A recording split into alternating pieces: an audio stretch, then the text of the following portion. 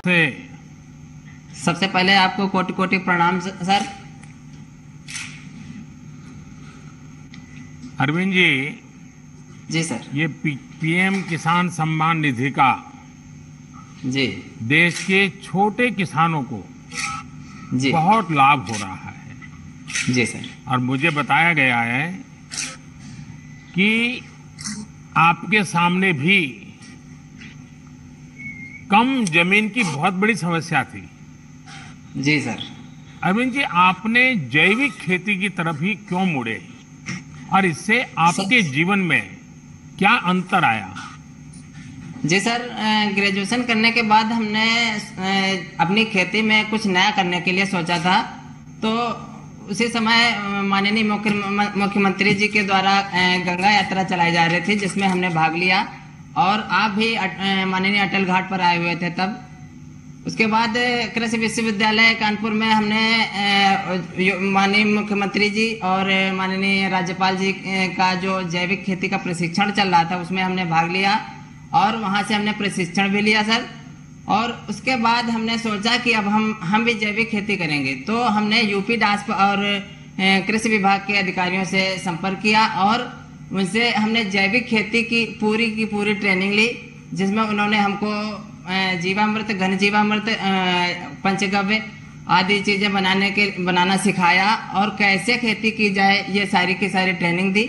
जिसके बाद हमने अपने गांव में क्लस्टर बना करके 20-20 हेक्टेयर के क्लस्टर बनाए, जिसमें और उन क्लस्टरों के सारे किसानों को कृषि विभाग के अधिकारियों ने ट्रेनिंग दी। और साथ ही साथ अगर कोई जिसको समझ नहीं आ रहा था, उसको हमने अपने स्तर पर ट्रेनिंग दे करके जीवामृत, घन जीवामृत बनाना सिखाया। और आज सभी किसान हमारे जो गंगा किनारे के हमारे गांव के, हमारे क्षेत्र के जो किसान हैं, वो जैविक खेती की तरफ मुड़ रहे हैं और ज्यादा से ज्यादा लोग जुड़ते चले जा रहे हैं। जिससे क्या हुआ सर?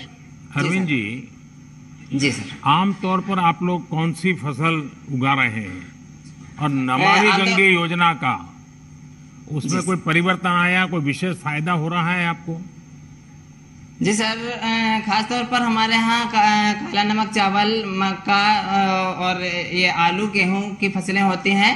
जिसमें क्या है कि हमने एक एफपीओ भी बनाया हुआ है, जिसमें हम पैकेजिंग करते हैं ग्रेडिंग करा करके, और उसकी ब्रांडिंग होती है। क्या क्या भरा है उसमें, क्या भरा है? सर मूंगफली है।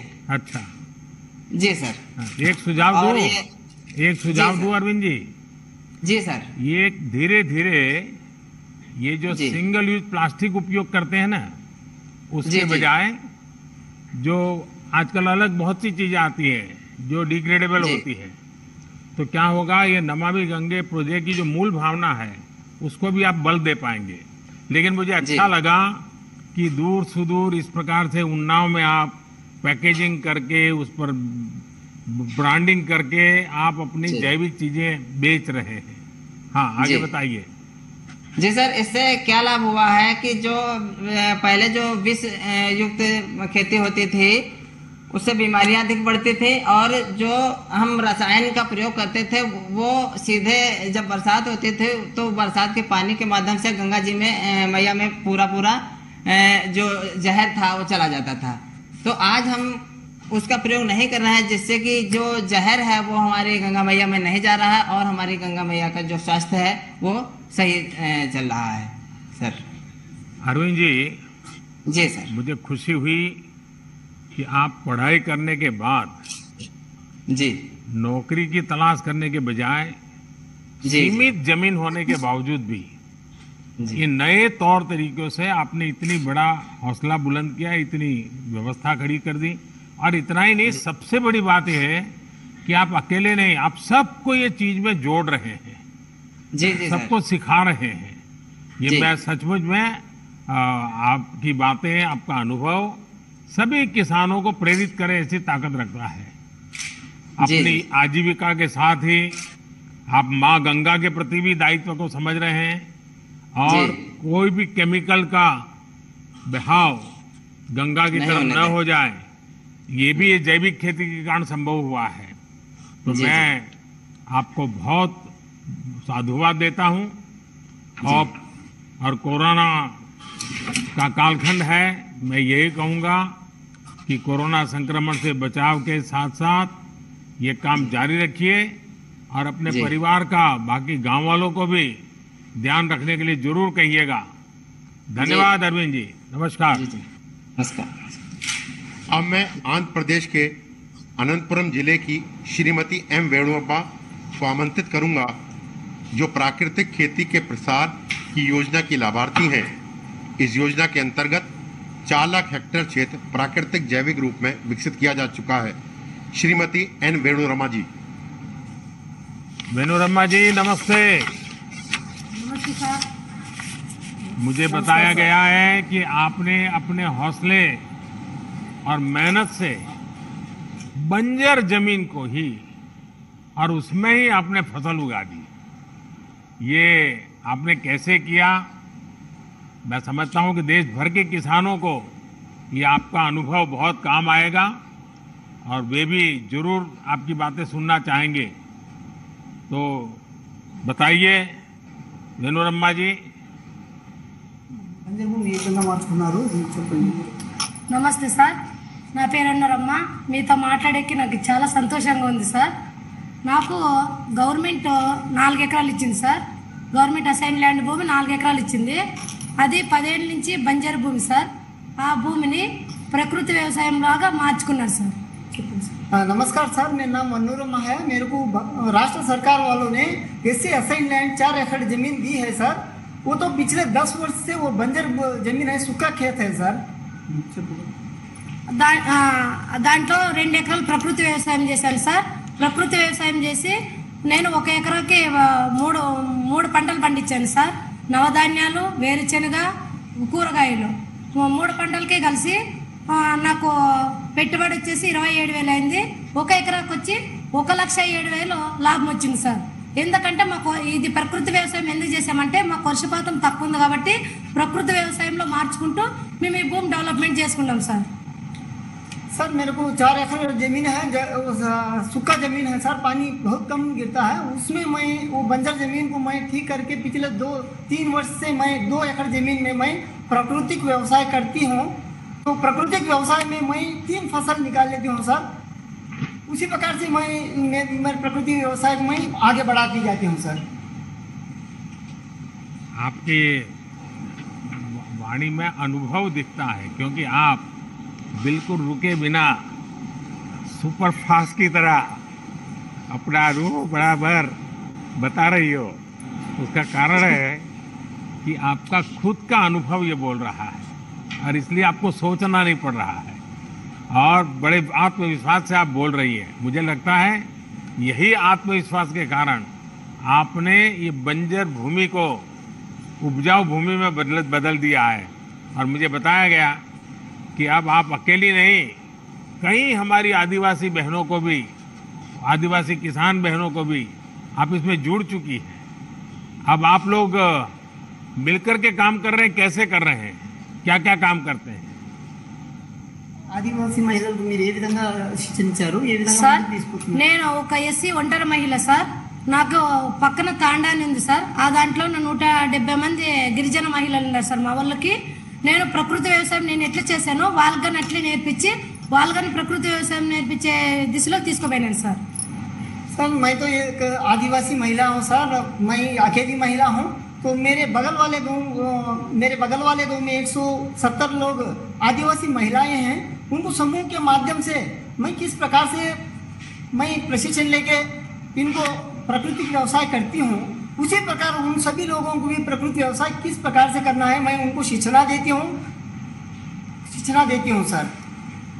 वेणुरमा जी, मुझे बहुत ही इंस्पायरिंग लगा आपका ये सारा काम और मुझे विश्वास है कि देश के किसानों के लिए भी इस प्रकार से आत्मविश्वास पैदा करने वाले आपका अनुभव है।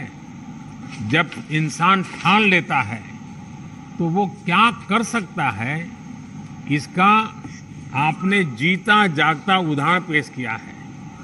और प्राकृतिक खेती से हमारी आदिवासी माताएं बहनें महिला किसानों को जोड़ने का प्रयास भी ये बहुत ही सराहनीय है। मैं इस प्रयास के लिए आपको और सभी महिला किसानों को आदर पूर्वक नमन करता हूं। बहुत बहुत धन्यवाद आपका। धन्यवाद। अब मैं मेघालय के रिबोहाई जिले के श्री रविस्टर खरमुनपुर को आमंत्रित करूंगा, जो कि उत्तर पूर्व क्षेत्र के जैविक उत्पादन हब के रूप में विकसित करने की योजना के लाभार्थी हैं। इस योजना के अंतर्गत अब तक लगभग 80,000 हेक्टेयर क्षेत्र उत्पादन से लेकर विपणन तक की संपूर्ण मूल श्रृंखला के रूप में विकसित किया गया है। श्री रविस्टर जी।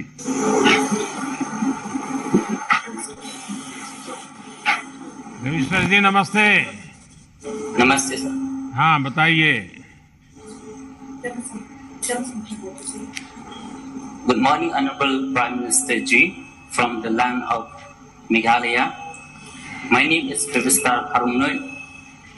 I live in a village Kumtung in Ribohai district of Meghalaya. I'm 36 years old.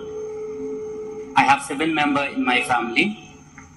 I'm the CEO of Eastern Ribohai Organic Farmer Producer Company. Our company is formed in 2017 and the Mission Organic Value Chain Development for Northeastern region. We have 500 farmers and we grow our ginger and turmeric organically, and all our produce are organically certified. रविस्टर जी, मुझे बताया गया कि आप organic खेती के साथ साथ ही अपने उत्पाद को प्रोसेस भी करते हैं, वैल्यू एडिशन भी करते हैं और मार्केटिंग भी करते हैं। अगर थोड़ा उसके विषय में भी बताएं तो शायद मैं समझता हूं कि आप जैसे जो एंटरप्रेन्योर भी हैं, किसान भी हैं, एंटरप्रेन्योर भी हैं, तो ऐसे कई नौजवान आजकल कृषि में आ रहे हैं, उनके लिए शायद आपकी बात बहुत प्रेरक हो जाएगी।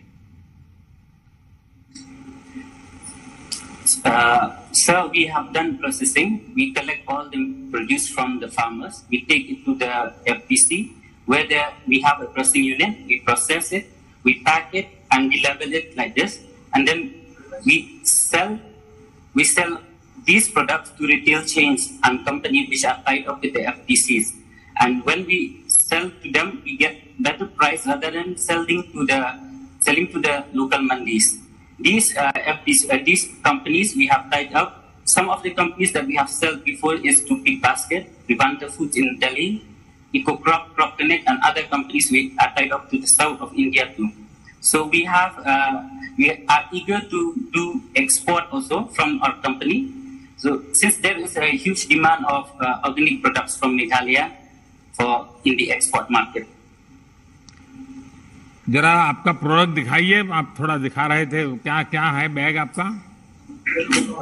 We have ginger powder, sliced dried, and Lakadong turmeric, one of the famous turmeric in the world with highest curcumin. So we have bay leaf and all the cinnamon, all the spices that are grown in Meghalaya. रविस्टर जी, आपकी FPO किसानों के लिए आदर्श और प्रेरणा है। आपने साबित कर दिया है कि किसान जब व्यापार से सीधे जुड़ता है तो उसको कितना लाभ होता है। आपको सरकार की तरफ से इस क्षेत्र में कैसे मदद मिली, इसमें कैसे प्रगति हुई आपको, और कोई सहायता मिल रही है क्या? Yes sir, we got assistance under Mission Organic Value Chain Development for registration of our FPC, organic certification and production. We also got subsidy for establishing custom hiring center, collection center, and processing unit. We got all the on-farm and off-farm products for the farmers.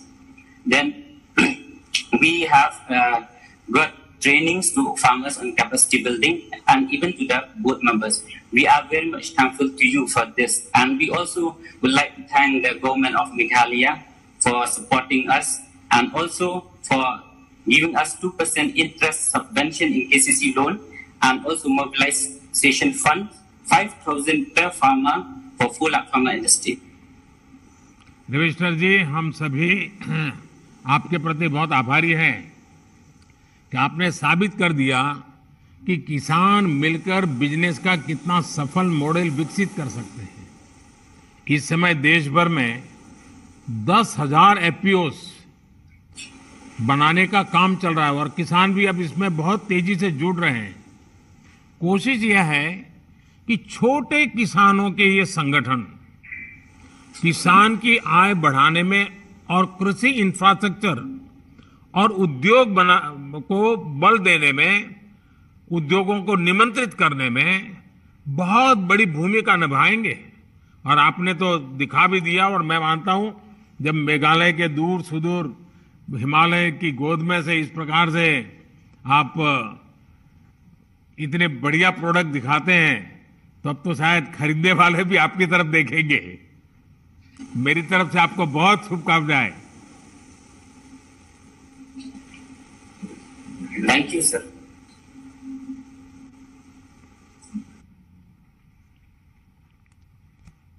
Shri Patrick को आमंत्रित करूंगा। Car Nicobar और उस द्वीप समूह के ऐसा पहला देश का क्षेत्र है जहां 14,500 हेक्टेयर को लार्ज एरिया सर्टिफिकेशन के अंतर्गत प्रमाणित किया गया है, जिससे यहाँ के किसान अपना उत्पाद जैविक रूप में बेच सकें। श्री पैट्रिक जी। पैट्रिक जी जी नमस्कार प्रधानमंत्री, नमस्ते। दूर दूर एकदम समुद्र के बीच में आपसे आज संवाद करने का मौका मिला है। कार निकोबार से आप बोल रहे हैं। पैट्रिक जी, मुझे बताया गया है कि आपका द्वीप समूह, जैसे अभी हमारे सचिव बता रहे थे, सर्वप्रथम पूर्ण प्राकृतिक जैविक के रूप में प्रमाणित हुआ है। इससे आप जैसे किसानों को एक नई प्रेरणा, उत्साह तो मिलेगा होगा, लेकिन किसानों को क्या फायदा होगा? नमस्ते प्रधानमंत्री जी। नमस्ते। मतलब गुड मॉर्निंग। मेरा नाम पैट्रिक है, कार निकोबार से। मेरा एज 62 एज है। कार निकोबार में रहता हूँ। एक छोटा सा गांव है तपोमी विलेज में, कार निकोबार में। हम लोग तो ज्वाइंट फैमिली है, 9 जन है। एक ही साथ में हम लोग रहता है, एक ही साथ हम लोग रहता है, ज्वाइंट फैमिली। उसमें कोई डाउट नहीं है। मेरा साथ मेरा बीवी, मेरा बच्चा, मेरा भाई लोग, मेरा बहन, मेरा बाप बहन सब रहता हूँ। हम लोग एक ही साथ में काम करता है, एक ही साथ में हम लोग काम करता है। हम लोग ऑर्गेनिक का खेती का काम भी करता है बहुत अच्छा से। वो बचपन से ऑर्गेनिक का ही काम करता है। मैंने कभी देखा नहीं कि हम लोग यूरिया का कभी इस्तेमाल करता नहीं। और हम लोग सब आलू, निकोबारी आलू डालता हूँ, मलयाला आलू भी डालता हूँ, नारियल भी डालता हूँ, पेंटिनस भी डालता हूँ, जो भी फल हो, गेला फल और सारा सब्जी हम लोग उगाता है। सारा सब्जी जैसा लौकी, जैसा भिंडी, जैसा बैंगन सब उगाता हूँ। इसी में बहुत खुश हो। लेकिन इसी बारे में हमको बहुत खुश भी लगा। क्यों? निकोबार के अंदर में, निकोबार और ननकोबरी साइड में हम लोग 3 साल के बजाय 2 महीना में हम लोग का सर्टिफिकेशन का डिक्लेयर हुआ। इसी में आपको बहुत धन्यवाद, बहुत शुक्रिया। इसी में हम लोग को बहुत फायदा होगा। हम लोग भी ब्रांड ब्रांडिंग कर सकता है, लेबल भी कर सकता है और दिल्ली तक भी बेच सकता है। जो भी नारियल तेल ये सब चीज डाल सकता है। तो इसमें हम लोग का आमदनी बढ़ेगा और वासी भी बढ़ेगा निकोबारी लोग का। इसी में बहुत अच्छा लगा। इसी में बहुत अच्छा लगा। हम लोग भी इसी में आपको भी बहुत मदद मिला कि आपको 2004 महीना में हमको मिलता है। अभी 6 महीना में मिलता है, 6 बार हम मिला है। जो 2000 आप बेचता है, इसी में बहुत मदद मिलता है, काम आ जाता है। इसमें हम सीट भी खरीदता है, क्योंकि निकोबार में कभी कभी सीट नहीं मिलता, तो मिलने में सीट मंगा के इधर हम लोग मंगाता है। और ऑर्गेनिक का कार्ड भी का काम आता है, उसमें काम निकल जाता है। और दवाई भी बनाता है ऑर्गेनिक दवाई बनाता है, सब ऑर्गेनिक है। क्योंकि ऑर्गेनिक तो अच्छा है, ऑर्गेनिक तो पैट्रिक जी ओरिजिनल है एकदम। वो खाने के बहुत ताकत मिलता है। पैट्रिक जी, मैं आपके चेहरे की खुशी बराबर अनुभव कर रहा हूँ। और जी, बहुत खुश है। किसानी के सिवाय भी 2 चीजें मेरे बहुत ज्यादा अपील कर गई। आज जब आधुनिक पीढ़ी माइक्रो फैमिली की तरफ जा रही है, ऐसे समय आप बड़े गौरव के साथ संयुक्त परिवार खेती में कर रहा है, संयुक्त परिवार खेती में काम कर रहा है, संयुक्त परिवार खेती में कर, ये बार बार आप बोल करके परिवार के संयुक्त परिवार का जो बता रहे हैं, ये सुन करके बहुत अच्छा लग रहा है। और दूसरा, आप जब सीना तान करके बोल रहे थे कि हम जो पैदा करते हैं वो दिल्ली भी भेजते हैं, मतलब आप दिल्ली को भी खिलाते हो, इसमें आपका एक आत्मसम्मान झलकता है कि देखिए मैं यहाँ समुद्र के बीच में बैठा हूँ, टापू पर बैठा हूँ, लेकिन मैं भी दिल्ली की सेवा करता हूँ। ये जो आत्मसम्मान और गौरव है ना, यही सबसे बड़ी पूंजी है। और मुझे खुशी है कि आपने जैविक खेती की तरफ बढ़ गए और आपने दुनिया को आकर्षित किया है। मैं आपको बहुत बहुत बधाई देता हूं।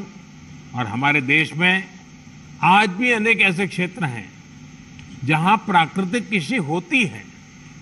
हमारी कोशिश है ऐसे सभी द्वीप, जनजाति क्षेत्र, पहाड़ी क्षेत्र और रेगिस्तानी इलाके जहां प्राकृतिक खेती हो रही है, उन्हें सर्टिफाइड जैविक इलाकों के रूप में विकसित किया जाए। पैट्रिक जी, आप मेरे कहने पे एक काम जरूर कीजिए। आप अपने अनुभवों का लाभ अपने साथी किसानों को भी दीजिए, जिससे उनका भी फायदा हो। और मुझे विश्वास है कि आपके नेतृत्व में ये जैविक खेती का अभियान बहुत नई ऊंचाई पर पहुंचेगा। और अब तो दिल्ली के लोग जब भी अंडमान निकोबार आएंगे तो पैट्रिक जी को ढूंढेंगे और आपकी कोई न कोई चीज खरीद के जाएंगे। जी सर, बहुत बहुत धन्यवाद। अनुरोध करता हूँ कि आप निकोबार आ जाइए। आऊंगा, जरूर आऊंगा। मेरे पानी पीजिए, जरूर आऊंगा। गुजी गुजी इतिहास है निकोबार में, जरूर और आऊंगा। एकदम ऐसी हवा, खुला हवा में रहेगा तो बहुत अच्छा लगेगा। जरूर और आऊंगा। जितना हम लोग जो ऑर्गेनिक जो चीज खाता ना, बहुत ताकत मिलेगा और बीमार भी कमती रहेगा और उम्र भी बढ़ेगा। जरूर कभी मैं आऊंगा। इसी में बहुत आपका भला है। बहुत बहुत धन्यवाद। बहुत बहुत शुक्रिया। धन्यवाद। जय हिंद। जय हिंद। धन्यवाद जी। अब मैं जम्मू कश्मीर के श्रीनगर जिले के श्री खुर्शीद अहमद रेशी को आमंत्रित करूंगा, जो कि प्रधानमंत्री किसान सम्मान निधि के लाभार्थी हैं। श्री खुर्शीद अहमद जी। खुर्शीद जी नमस्ते। तमाम जम्मू कश्मीर के किसानों की तरफ से प्यार भरा नमस्कार सर। खुर्शीद जी, सबसे पहले तो आपको ईद मुबारक। ईद का त्योहार आपके जीवन में खुशियां बढ़ाए, मेरी यही कामना है। और मुझे बताया गया है कि आप पोस्ट ग्रेजुएट हैं, आपने फिर ये काम चुना। कई नौजवान आज आपकी बातें सुन करके उनका भी खेती की तरफ रुझान बढ़ेगा। तो आपकी पढ़ाई और खेती कैसे आपने मेलजोल किया है, जरा बताइए। सर, मैं डिस्ट्रिक्ट श्रीनगर में टैंगपुरा के गांव से ताल्लुक रखता हूं सर। सर, मैंने पोस्ट ग्रेजुएशन की है इंग्लिश में सर। मेरे वालिद है, मेरी वालिदा है, मेरी बीवी है, मेरे 3 बच्चे हैं और छोटा भाई है, वो बीएससी नर्सिंग कर रहा है अभी सिक्किम में सर। मेरे पास 26 कनाल की ज़मीन है सर। 14 कनाल की जो ज़मीन है उनमें ऑर्गेनिक सब्जी बनाता हूं सर। और जो 12 कनाल जो ज़मीन है वो मैं धान की फसल बनाता हूं सर। मैं ऑर्गेनिक सब्जी इसलिए बना रहा हूं सर क्योंकि पहले हम ट्रेडिशनल सब्जियां बनाते थे, उसमें कुछ आता नहीं था सर। जब हमने नौकरी की तलाश की तो नौकरी हासिल नहीं हुई, तो मैंने डिपार्टमेंट ऑफ एग्रीकल्चर से, जो concern department of agriculture Jammu Kashmir का है सर, वहां से मैंने ट्रेनिंग ली है, वहां से मैंने एजुकेट किया है। फिर मैंने सोचा कि मैं क्यों न अपनी जमीन की तरफ जाऊं, तो मैं अपनी तरफ जमीन की तरफ गया, तो मैंने ऑर्गेनिक सब्जी बनाई सर। मैं एक्सोटिक सब्जी ज्यादातर बनाता हूं सर, उसमें है कैप्सिकम, ब्रिंजल है और कुकुम्बर है सर, ग्रीन चिलीज है सर, उसमें मैं ये सब्जियां उगाता हूं सर। अच्छा खुर्शीद जी, ये बताइए कि आपको मार्केटिंग और दूसरी चीजों में सरकार की कुछ मदद मिल रही है क्या? डिपार्टमेंट ऑफ एग्रीकल्चर से मैंने गांव में एक एफपीओ बनाया है 30 फार्मरों की सर। हम ये ऑर्गेनिक सब्जियां एक जमा इकट्ठा करके डिपार्टमेंट ऑफ एग्रीकल्चर ने एक रेफ्रिजरेटर वैन मुहैया किया है, फैसिलिटेट किया है मुझे। वो सब्जियां लाल मंडी में लाते हैं, वहां डिपार्टमेंट ऑफ एग्रीकल्चर ने एक ऑर्गेनिक मंडी बनाई है, तो ये सब्जी जो है ऑर्गेनिक वो वहां बेचते हैं सर। खुर्शीद जी, आपका साहस और समर्पण ये अपने आप में एक मिसाल है, क्योंकि इतनी पढ़ाई करने के बाद फिर इस तरफ लौटना ये एक जज्बा रखता है जो आपने दिखाया है। वरना आदमी उलझन में रहता है, भाई अब क्या करूं, दुनिया क्या कहेगी, फिर लोग कहेंगे इतना क्यों पढ़ा लिखा और यही करना था तो बचपन से ही कर लेता। वो सब परवाह किए बिना आपने अपने जीवन का रास्ता चुना, सचमुच में बहुत ही इंस्पायरिंग है। आप जैसे शिक्षित किसान जब ऑर्गेनाइज ढंग से काम करेंगे और करते हैं तो कैसे परिणाम निकलते हैं ये आज हम देख रहे हैं। आप अपनी कोशिश जारी रखें। आपको, आपकी टीम और आपके गांव के लोगों को बहुत बहुत बधाई। धन्यवाद खुर्शीद जी। धन्यवाद जी। अब मैं महाराष्ट्र के लातूर जिले के श्री बाबा साहेब नरारे को आमंत्रित करूंगा, जो भारत सरकार द्वारा माननीय प्रधानमंत्री जी द्वारा एक किसान क्रेडिट कार्ड के संतर्गत अभियान फरवरी गत वर्ष में प्रारंभ किया था। उसमें 2 करोड़ 10 लाख किसान नए जोड़े गए हैं, उनमें से एक किसान हैं श्री नरहरे जी। बड़ा साहब नमस्कार। राम राम सर। नमस्कार। राम राम। बाला साहब बोलिए सर। आप तो अनुभवी किसान हैं। जी सर। लंबा तजुर्बा है। इन दिनों आप कौन सी फसलें उगाते हैं और खेती के अलावा आप और भी कुछ काम करते होंगे? जी सर, मेरे पास 5 एकड़ खेती है अभी, और उसमें सोयाबीन, ज्वार और चना ये उगाता हूँ। इस साल तो उत्पन्न बहुत बड़ा निकला है। और इसके अलावा, खेती के अलावा, और मैं संगीत सिखाता हूँ। दूसरे एक दो दिन बाहर जाकर संगीत सिखाता हूँ सर, और बाकी दिन तो हम खेती ही कर देते हैं। बाला साहब जी, छोटे किसानों को बैंक से सस्ती दर पर आसान ऋण मिले, इसके लिए किसान क्रेडिट कार्ड का दायरा बहुत बढ़ाया गया है। सर, आपकी खेती पर इससे कोई फर्क पड़ा है क्या, और आपके अगल बगल के किसानों के जीवन में भी इसका कोई लाभ हुआ है क्या? जी सर, इसका अनुभव ये है कि पिछले साल तक तो मेरे पास कोई पैसा इतना ज़्यादा नहीं आता था। मैं आजू बाजू से हमारे सगी संबंधियों से पैसा लेता था, मतलब 10-20 हज़ार लेता था। लेकिन पिछले साल जुलाई में हमारे यहाँ के महाराष्ट्र बैंक चिंचोलेरा वाड़ी के कुछ अधिकारी लोग हमारे गांव में आ गए थे, और उसमें केसीसी के संदर्भ में मेला लगाया था, और उसी वक्त मुझे भी वहाँ बुलाया गया था। तो उन अधिकारियों ने बहुत सारे फायदे बताए थे। तो उसी वक्त मैंने उनसे ऋण लिया था, 1,58,000 रुपये ऋण लिया था, और उन्होंने 5 साल तक सीमित ये कर्जा दिया था। अभी 1 साल भी नहीं हो गया, लेकिन हमें 1-2 दिन में उन लोगों ने वो कर्जा दिया था। 2 दिन में ही सिर्फ सर्टिफिकेट भी हमने नहीं लिए थे। अब उन लोगों ने अपने आप ही 7/12 उतारा, खेतीबाड़ी के जो भी कर्ज कागज होते हैं वो उन्होंने लिए थे और हमारे 2 दिन में लिए थे। उसके बाद हमने उन पैसों से जमीन लेवल कर दिया था और कोई बीज, कोई मजदूरी और उसके साथ साथ हमने बकरियां भी पाली थी उस पैसे से। इस साल फायदा ऐसा हो गया, पहले जैसे कभी नहीं हुआ था। जमीन लेवल से और गोबर खत भी लिया था हमने उसे। तो पिछले साल 20 कट्टा सोयाबीन हो गया था, इस साल 40 कट्टा सोयाबीन हो गया सर। इसलिए बहुत बड़ा फायदा हो गया है। और उसके साथ साथ हम वहाँ प्याज भी लगाते हैं, थोड़ा मिर्ची भी लगाते हैं। ये सब कुछ तो केसीसी की वजह से हो गया है सर। बड़ा साहब जी, आप बढ़िया हिंदी बोल लेते हैं। Thank you sir, thank you sir. काळजी करा,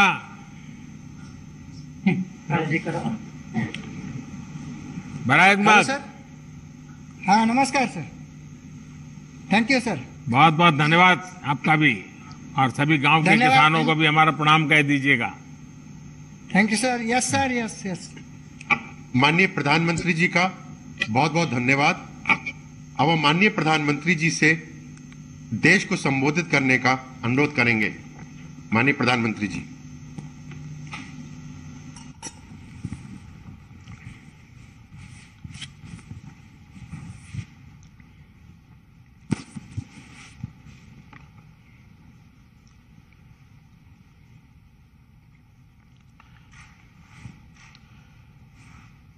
आप सभी किसान साथियों से ये चर्चा अपने आप में एक नई उम्मीद जगाती है, नया विश्वास पैदा करती है। आज जैसा अभी हमारे मंत्री श्रीमान नरेंद्र सिंह जी तोमर बता रहे थे, आज भगवान बसवेश्वर जयंती है, परशुराम जयंती भी है, आज अक्षय तृतीया का भी पावन पर्व है। और मेरी तरफ से देशवासियों को ईद की भी मुबारक। कोरोना के इस समय में समस्त देशवासियों का हौसला बढ़े, इस महामारी को परास्त करने का संकल्प और दृढ़ हो, इस कामना के साथ आप सब किसान भाइयों से जो मेरी बातचीत हुई है, अब मैं इसको आगे बढ़ाऊंगा। इस कार्यक्रम में उपस्थित कृषि और किसान कल्याण मंत्री श्रीमान नरेंद्र सिंह तोमर जी, केंद्रीय मंत्रिमंडल के मेरे अन्य सहयोगीगण, सभी मुख्यमंत्री, राज्य सरकारों के आदरणीय मंत्रीगण, सांसदगण, विधायकगण और देश भर के मेरे किसान भाई और बहनों, आज बहुत ही चुनौतीपूर्ण समय में हम ये संवाद कर रहे हैं। इस कोरोना काल में भी देश के किसानों हमारे कृषि क्षेत्र में अपने दायित्व को निभाते हुए अन्न की रिकॉर्ड पैदावार की है। आप कृषि में नए नए तरीके आजमा रहे हैं। आपके प्रयासों को पीएम किसान सम्मान निधि की एक और किस्त और मदद करने वाली है। आज अक्षय तृतीया का पावन पर्व है। कृषि के नए चक्र की शुरुआत का समय है और आज ही करीब 19,000 करोड़ रुपए किसानों के बैंक खातों में सीधे ट्रांसफर किए गए हैं। इसका लाभ करीब करीब 10 करोड़ किसानों को होगा। बंगाल के किसानों को पहली बार इस सुविधा का लाभ मिलना शुरू हुआ है। आज बंगाल के लाखों किसानों को पहली किस्त पहुंची है। जैसे जैसे राज्य से किसानों के नाम केंद्र सरकार को मिलेंगे, वैसे वैसे लाभार्थी किसानों की संख्या और बढ़ती जाएगी। साथियों, पीएम किसान सम्मान निधि से विशेष रूप से छोटे और मझोले किसानों को अधिक लाभ हो रहा है। आज के कठिन समय में ये राशि इन किसान परिवारों के बहुत काम आ रही है।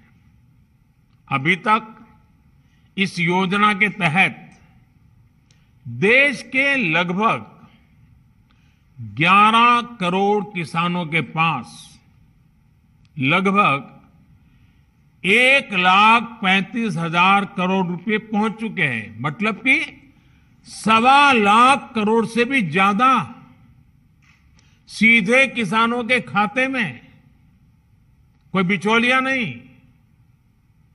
इनमें से सिर्फ कोरोना काल में ही 60,000 करोड़ रुपए से ज्यादा पहुंचे हैं। जरूरत के समय देशवासियों तक सीधी मदद पहुंचे, तेजी से पहुंचे, जिसको जरूरत है उस तक पूरी पारदर्शिता के साथ पहुंचे। यही सरकार का निरंतर प्रयास है। भाई और बहनों, तेजी से सीधे किसानों तक लाभ पहुंचाने का यह काम उपज की सरकारी खरीद में भी बहुत व्यापक स्केल पर किया जा रहा है। कोरोना की मुश्किल चुनौतियों के बीच जहां किसानों ने कृषि और बागवानी में रिकॉर्ड उत्पादन किया है, वहीं सरकार भी हर साल एमएसपी पर खरीद के नए नए रिकॉर्ड बना रही है। पहले धान की और अब गेहूं की भी रिकॉर्ड खरीदी हो रही है। इस वर्ष अभी तक बीते वर्ष की तुलना में लगभग 10% अधिक गेहूं एमएसपी पर खरीदा जा चुका है। अभी तक गेहूं की खरीद का लगभग 58,000 करोड़ रुपए 58,000 करोड़ रुपए सीधे किसानों के खाते में पहुंच चुका है। सबसे बड़ी बात ये कि अब किसान जो उपज मंडी में बेच रहा है, उसको अब अपने पैसे के लिए लंबा इंतजार नहीं करना पड़ता, परेशान नहीं होना पड़ता। किसान के हक का पैसा सीधा उसके बैंक खाते में जमा हो रहा है। मुझे संतोष है कि पंजाब और हरियाणा के लाखों किसान पहली बार डायरेक्ट ट्रांसफर की इस सुविधा से जुड़े हैं। अभी तक पंजाब के किसानों के बैंक खाते में करीब 18,000 करोड़ रुपए और हरियाणा के किसानों के बैंक खाते में 9,000 करोड़ रुपए सीधे उनके बैंक अकाउंट में जमा हो चुके हैं। अपना पूरा पैसा अपने बैंक खाते में पाने का संतोष क्या होता है, ये पंजाब और हरियाणा के किसान भी अनुभव भी कर रहे हैं और मुखर होकर बोल भी रहे हैं। मैं सोशल मीडिया में इतने वीडियो देखे हैं किसानों के, खास करके पंजाब के किसानों के, कि इस प्रकार से उनको पैसा पहुंच जाना और वो भी पूरा पूरा पैसा पहुंच जाना, उसका संतोष इतने उमंग के साथ वो बता रहे हैं।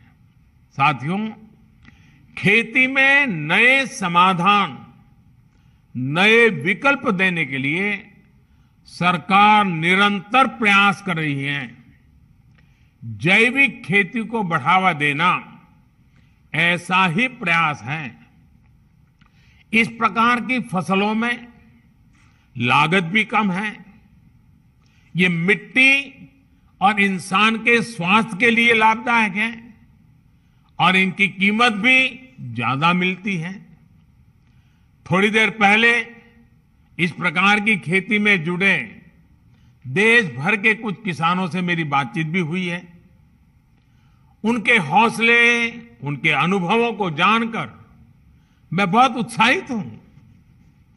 आज गंगा जी के दोनों ओर करीब 5 किलोमीटर के दायरे में जैविक खेती को व्यापक स्तर पर प्रोत्साहित किया जा रहा है, ताकि वो जो खेत में उपयोग किया गया केमिकल है, बारिश के समय जो पानी बह करके गंगा जी में न चला जाए और गंगा जी प्रदूषित न हो, इसलिए गंगा जी के दोनों तट के 5-5 किलोमीटर करीब करीब ये जैविक उत्पादक को विशेष बल दिया जा रहा है।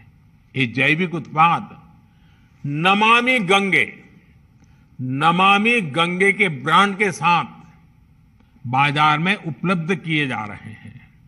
इसी तरह भारतीय प्राकृतिक कृषि पद्धति को, उसको भी व्यापक स्तर पर प्रोत्साहित किया जा रहा है। इसके साथ साथ सरकार की ये निरंतर कोशिश है कि छोटे और सीमांत किसानों को बैंकों से सस्ता और आसान ऋण मिले। इसके लिए बीते 1.5 साल से किसान क्रेडिट कार्ड उपलब्ध कराने का एक विशेष अभियान चलाया जा रहा है। इस दौरान 2 करोड़ से ज्यादा किसान क्रेडिट कार्ड जारी किए गए हैं। इन कार्ड्स पर किसानों ने 2 लाख करोड़ रुपए से ज्यादा का ऋण बैंकों से लिया है। 2 लाख करोड़ रुपए। इसका बहुत बड़ा लाभ पशुपालन, डेयरी और मछली पालन से जुड़े किसानों को भी मिलना शुरू हुआ है।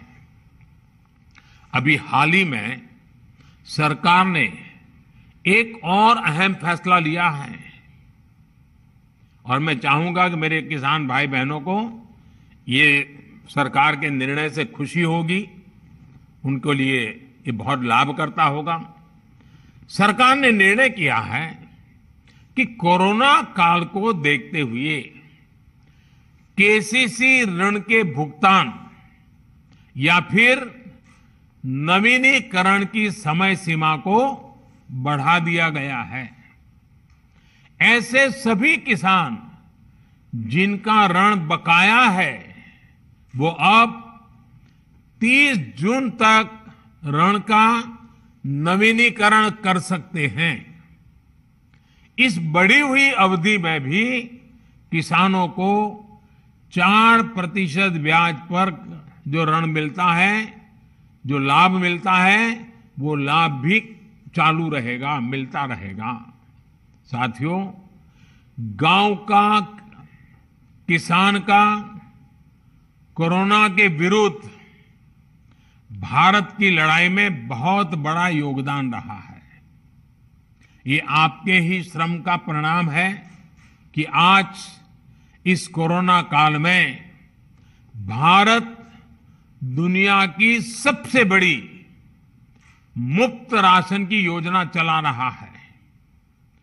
प्रधानमंत्री गरीब कल्याण योजना के माध्यम से पिछले वर्ष 8 महीने तक गरीबों को मुफ्त राशन दिया गया था। इस बार मई और जून महीने में देश के 80 करोड़ से ज्यादा साथियों को राशन मिले, इसका प्रबंध भी किया गया है। इस पर भी केंद्र सरकार 26,000 करोड़ रुपए हमारे गरीब के घर में चूल्हा जले इसलिए खर्च कर रही है। मैं राज्य सरकारों से आग्रह करूंगा कि गरीबों को इस राशन के वितरण में कोई परेशानी ना आए, ये सुनिश्चित करें। साथियों, 100 साल बाद आई इतनी भीषण महामारी कदम कदम पर दुनिया की परीक्षा ले रही है। हमारे सामने एक अदृश्य दुश्मन है और ये दुश्मन बहुरूपिया भी है। और इस दुश्मन के कारण, इस कोरोना वायरस के कारण हम अपने बहुत से करीबियों को खो चुके हैं। बीते कुछ समय से जो कष्ट देशवासियों ने सहा है, अनेकों लोग जिस दर्द से गुजरे हैं, तकलीफ से गुजरे हैं, वो मैं भी उतना ही महसूस कर रहा हूं। देश का प्रधान सेवक होने के नाते आपकी हर भावना का मैं सहभागी हूं। कोरोना की सेकंड वेव से मुकाबले में संसाधनों से जुड़े जो भी गतिरोध थे, वो तेजी से दूर किए जा रहे हैं। युद्ध स्तर पर काम करने का प्रयास हो रहा है। आपने देखा होगा, सरकार के सभी विभाग, सारे संसाधन, हमारे देश के सुरक्षा बल, हमारे साइंटिस्ट, हर कोई दिन रात कोविड की चुनौती का मुकाबला करने में एकजुट है। देश के अलग अलग हिस्सों में तेजी के साथ कोविड अस्पताल बन रहे हैं। नई टेक्नोलॉजी से ऑक्सीजन प्लांट लगाए जा रहे हैं। हमारी तीनों सेनाएं, वायुसेना, नेवी, आर्मी, सभी पूरी शक्ति से एक काम में जुटे हैं। ऑक्सीजन रेल इसने कोरोना के खिलाफ इस लड़ाई को बहुत बड़ी ताकत दी है। देश के दूर सुदूर हिस्सों में ये स्पेशल ट्रेन्स, ये ऑक्सीजन रेल ऑक्सीजन पहुंचाने में जुटी हैं। ऑक्सीजन टैंकर्स ले जाने वाले ट्रक ड्राइवर्स बिना रुके काम कर रहे हैं। देश के डॉक्टर्स हो, नर्सिंग स्टाफ हो, सफाई कर्मचारी हो, एम्बुलेंस के ड्राइवर्स हो, लैब में काम करने वाले सज्जन हो, सैंपल कलेक्ट करने वाले लोग हो, एक एक जीवन को बचाने के लिए 24 घंटे जुटे हुए हैं। आज देश में जरूरी दवाइयों की आपूर्ति बढ़ाने पर युद्ध स्तर पर काम किया जा रहा है। सरकार और देश के फार्मा सेक्टर ने पिछले कुछ दिनों में जरूरी दवाइयों का उत्पादन कई गुना बढ़ाया है। बाहर से भी दवाइयां मंगवाई जा रही हैं। इस संकट के समय में दवाइयां और जरूरी वस्तुओं की जमाखोरी और कालाबाजारी में भी कुछ लोग अपने निहित स्वार्थ के कारण लगे हुए हैं। मैं राज्य सरकारों से आग्रह करूंगा कि ऐसे लोगों पर कठोर से कठोर कार्रवाई की जाए। ये मानवता के खिलाफ का कृत्य है। भारत हिम्मत हारने वाला देश नहीं है। न भारत हिम्मत हारेगा और न कोई भारतवासी हिम्मत हारेंगे। हम लड़ेंगे और जीतेंगे। साथियों, आज के इस कार्यक्रम में मैं देश के सभी किसानों को, गांव में रहने वाली सभी भाई बहनों को कोरोना से फिर सतर्क करना चाहता हूं। ये संक्रमण अभी गांव में भी तेजी से पहुंच रहा है। देश की हर सरकार इससे निपटने के लिए हर संभव प्रयास कर रही है।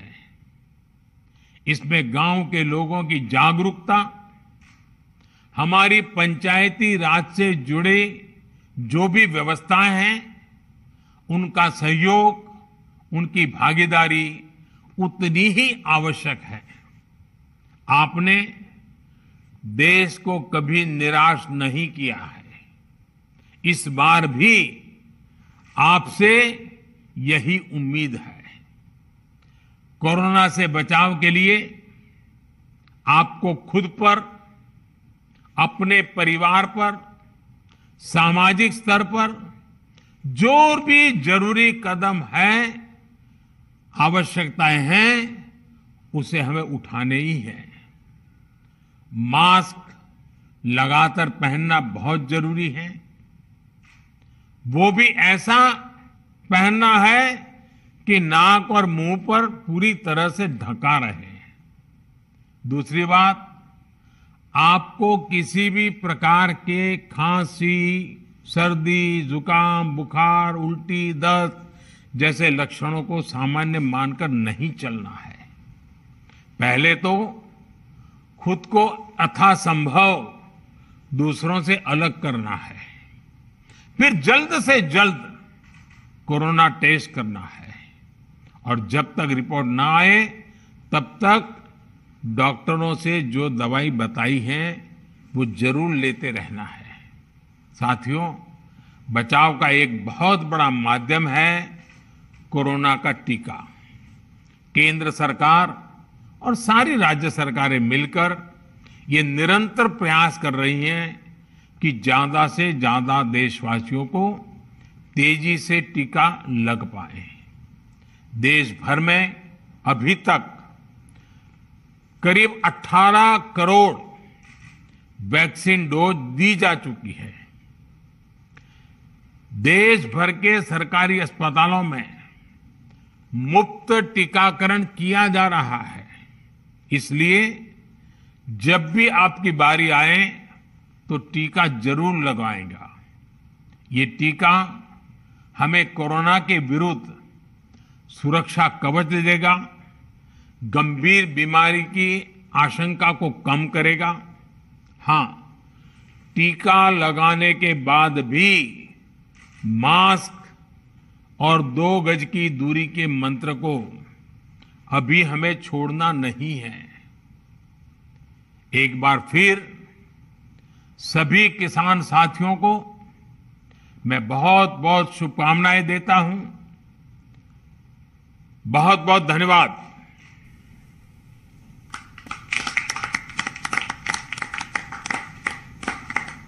माननीय प्रधानमंत्री जी का बहुत बहुत धन्यवाद। कार्यक्रम के अंत में हम माननीय प्रधानमंत्री जी, केंद्रीय किसान एवं कल्याण मंत्री जी, सभी केंद्रीय माननीय मंत्रीगण, माननीय मुख्यमंत्रीगण, माननीय सांसदगण, माननीय राज्य के कृषि मंत्रीगणों को अपना आभार व्यक्त करते हैं जिन्होंने इस कार्यक्रम की शोभा बढ़ाई। इस कार्यक्रम में उपस्थित सभी गणमान्य व्यक्तियों का भी आभार प्रकट करता हूं। जय हिंद, नमस्कार।